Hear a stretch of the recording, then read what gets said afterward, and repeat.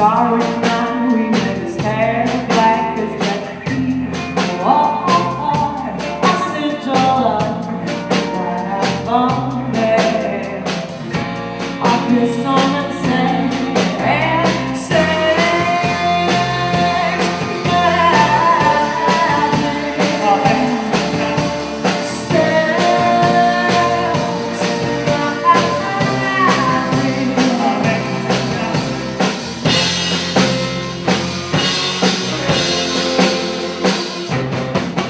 Very excited to be here with Alexandra and Zach of Twin Temple, currently on tour in support of their brand new debut album. Kids, welcome to Psychobabble. Thanks. So good to have you. Now, the album, the music has been described as satanic doo-wop. When I think of doo-wop, I think of guys on a corner in Philadelphia or New York doing three-part harmony or whatever. This, to me, sounds more like the great girl band rock and roll of the late 50s and 60s, maybe Leslie Gore or Ooh, yeah. Dusty Springfield or somebody. Yeah. Is that, who are your influences musically? I mean, it's honestly so long to name, but the girl groups, Phil Spector, that's definitely in there. But we call it satanic doo-wop because it's like an easily digestible way to understand it. But I mean, everything from like jazz to R&B to gospel, I mean, classical, even metal. We listen to basically anything under like the rock and roll genre. So just golden era rock and roll, American music, that's like what's in our blood. And as Zach was telling me before, the album is actually recorded in mono. Yes. So it's got a very distinctive, very authentic sound. Yeah. It's like, I've heard this before. It's Definitely. great. Yeah. Now, full disclosure, I am not a Satanist. I had to borrow we black can clothing always for change that. There you go. But you don't have to be a Satanist to enjoy the music. This is just great rock and roll. Yeah, absolutely. I mean, Twin Temple was just really a way for us to express ourselves. So we happen to be students of the occult. Okay. We practice magic and we identify as satanic witches, and we love classic golden era rock and roll. So that's kind of what you're hearing. One of my complaints about the satanic community has always been they're so grim. You know, it's like you guys don't have any rules. Why don't you lighten up and have some fun? And you guys are kind of doing that, kind of having fun with the whole thing. And the rock and roll helps. Now, some of these songs, I mean, at the end of the day, they're love songs.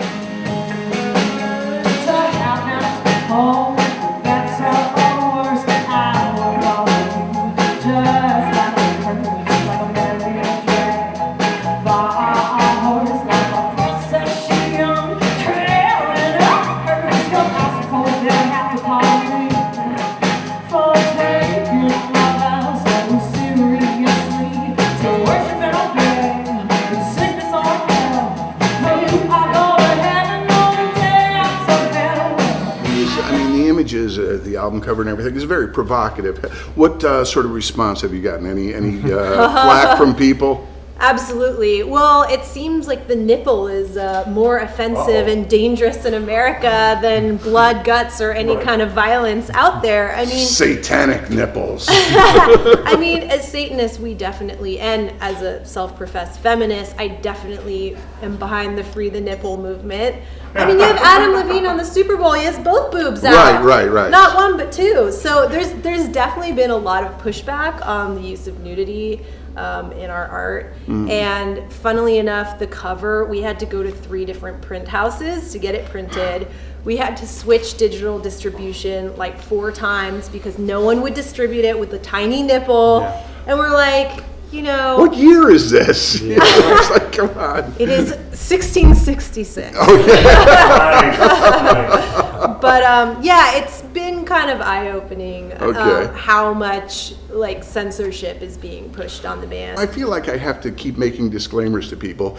Yes, it's a satanic band, but it's a lot of fun. It's not going to hurt you. It's all inclusive. You know, it's just great rock and roll, and anyone can enjoy it. And I mean, yeah, just to clarify, because a lot of people have a misconception about Satanism that we believe in a literal devil, you know, in red face paint who's running around wreaking havoc or making us do evil things. It's definitely not what it is at all. We're using Satan as a symbol, you know, as a symbol of the adversary, basically, to represent free will, individualism, and an exaltation of humanity and its limitless differences. So we're not there's no virgin's blood being,